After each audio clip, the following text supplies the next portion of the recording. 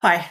Do you ever catch yourself analysing your patterns and what you need to do in order to improve stuff, but never actually taking action? So it's a bit like when you read all the books and you know what you need to do, but you don't actually do anything. That's like I've been noticing I've been doing a lot lately. And I wanted to kind of share with you the little things that I am doing right now to make the whole process simpler and to actually start doing things. And why is we just don't do that? So um, by the end of it, you'll kind of know what my plan of action is. And you should be able to start creating your own plan of action so that you're actually embodying your healing, doing what you need to do rather than just thinking about healing. So I noticed this recently, and this is why it came up, is I've been doing a lot of work on myself. I mean, I've been doing it for 30 years, but lately it's been like ramping up massively because I've been doing it alongside my business, and it's been really kind of eye-opening to see myself doing it in action and sharing it as I'm doing it as well. But one of the things I bought recently was a business planner. So you think, oh, what's that got to do with it? But a lot of it goes into, for the businesses, personal development stuff as well. And there was a whole workshop with this planner that showed us how to implement it. And it was really great. And I was really focused on like all of these things I was thinking about, and getting loads of clarity and new ideas for my business. But it also pulled me deeper into fixing my dysregulation with a plan and planning it and thinking about the plan and what I could put in that plan and what I could do. And I realized that I was trying to solve my nervous system dysregulation just through thinking and by putting systems in place and affirmations that I wasn't necessarily going to stick to because there was no like actual action. It was just a nice big plan and how this would work if I did all of this stuff, rather than just actually regulating in the moment. So when I feel dysregulated, rather than thinking, okay, I feel dysregulated, I'm just going to stop and breathe, I was thinking, oh, I keep feeling dysregulated in these times and when this happens. So when this happens in the future, this is what I want to do and this is a plan. And then I'm thinking, well, hang on a minute, why am I not just regulating right now and making it happen? So the reason why this doesn't really work is what happens is I'll notice dysregulation and my brain rushes to kind of find a solution for dysregulation. So then pile on strategies, you've got a plan, you've got affirmations, you've got big systems and putting all this stuff in place. And if I set this reminder and that reminder and everything, and in the meantime, my body might still be hungry or thirsty or stuck in hyperfocus or just stuck in a bout of anxiety. And I'm getting more anxious about my plan as we're going through it. And it's important to remember that like awareness is really powerful. It's really like it's the fundamental thing to being able to improve anything in your life. So we're not just talking nervous system here. You can't improve anything without being aware of it. And that's brilliant. But if it just stays in your head, right? All the stuff you're aware of and it just sits there, then nothing actually really shifts because you're just musing over all the things you already know. You're just thinking about stuff. You go, yeah, I know all of this and I know all of this. And my brain feels really clever because it can tell me that if I do this, and this, then I'm going to feel better. Well, great. But what does that actually mean in real life? Well, if we pull this back to nervous system regulation and when you feel dysregulated or you feel hungry, you feel thirsty, all these kind of things, but particularly nervous system dysregulation, you feel that in your body, not in your brain. Now, the vagus nerve is the biggest controller of our nervous system. So when we feel dysregulated, we're in the fight or flight zone, or we're in the fight or flight zone, then the vagus nerve puts the brake on, right, to slow it down, to bring us back into calm. If it goes too far, we can then flip over into dorsal vagus because we've actually braked too much. And then we want to release it, but we need to do something around this nervous system. And the vagus nerve, it has the 3 branches that go up into the brain. And research has shown that 80% of the communication, it's a two-way communication between the brain and the body, but research has shown that 80% of the communication goes from the body to the brain and not the other way around.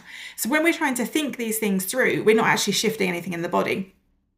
We're just musing it. And actually, that's when you can get stuck in a pattern of anxiety because you're trying to think your way out of a problem. And I am very, very guilty of this. I really overanalyze, overthink, over plan, all of that. And then it stems into lots of things. So my anxiety comes from like, if this happens, then that will happen, and then maybe that will happen, and then maybe if we go back to the beginning and we do other alternatives, because my brain is trying to get stuck in the loop.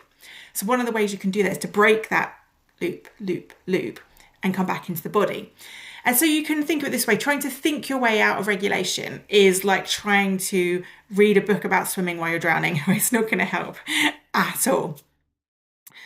So if I put a plan into place that says I'm going to regulate every hour, but I don't actually take that sip of water or do the breath or do anything, then I'm actually stuck. I've got a great plan, but I'm still stuck in that dysregulated state. So this becomes a question like, how do you make that shift? How do you make it practical? And this comes down to creating the simplest of plans, right? So yes, it'd be nice to do it every hour on the hour, but I've been very flexible with myself. And yes, I'm taking a pause, I'm doing some breathing, I'm doing some stretching, but I'm not doing it in a rigid time frame.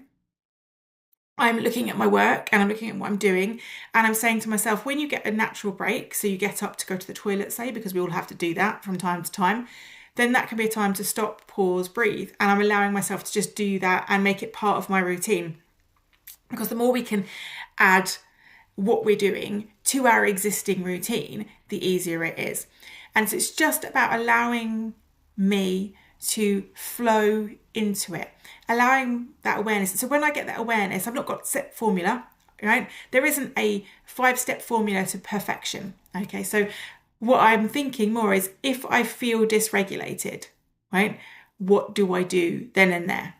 I don't have to have a big plan, a big like routine. It doesn't all have to be. But when I feel dysregulated, take a sip of water, breathe, and stretch. Simple as that, no big drama. So then it takes it out of the intellectual and into the body, and starting to embody what I'm actually doing and embody what I'm feeling.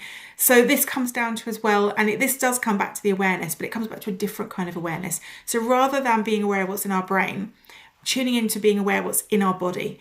And the more that I can just take those times when I need to, or just general awareness, and then the awareness comes up. So when you start to get tense, you will naturally feel that tension, and then you will bring it back down again. And so that's a big thing for me at the moment, is planning how I regulate in the moment, but not planning. Immediately I go back to planning, right? So the big thing for me is actually regulating in the moment when I feel it. At the moment, I don't feel like I need any regulation. I feel quite okay. So it's then being aware of, okay, when that regulation happens, I can do it. But now I don't feel like regulating. But when I've finished this video and I've done all my uploading and everything, and that's done, I'm going to stop for a moment and do a couple of deep breaths just to bring myself back to, well, I don't even need to bring myself back to anything, but just to remind my body that it's okay to breathe. It's okay to stop. And like I said to you, there's no big plan. It's no big drama about it. It's just actually doing small actions with less of a plan and less of an analysing. We're not analysing, because this is the other thing that can happen. If I do this practice then, and I do that practice then, and I do that for this amount of time, how long will it take until I don't suffer from anxiety at all? Okay, so these are the kind of things that will go through, if you're an analyzer, an over-intellectualizer like I am, they will go through these thoughts in your brain, and you'll try and map out your healing journey. And if you do X, Y, and Z actions, then you're going to be healed. And it's taking myself out of that X, Y, and Z journey to, I'm doing stuff and I'm healing in the moment. And that, just worrying about that and not trying to have a plan for the whole of my healing. And that's where it really comes down to it. So just remembering we do this, that awareness is just one step. But transformation only happens in the body, and healing isn't an exercise that you can map and plan. It's lived and it's breathed breath by breath. So you get into it, you do it, and you see how it goes.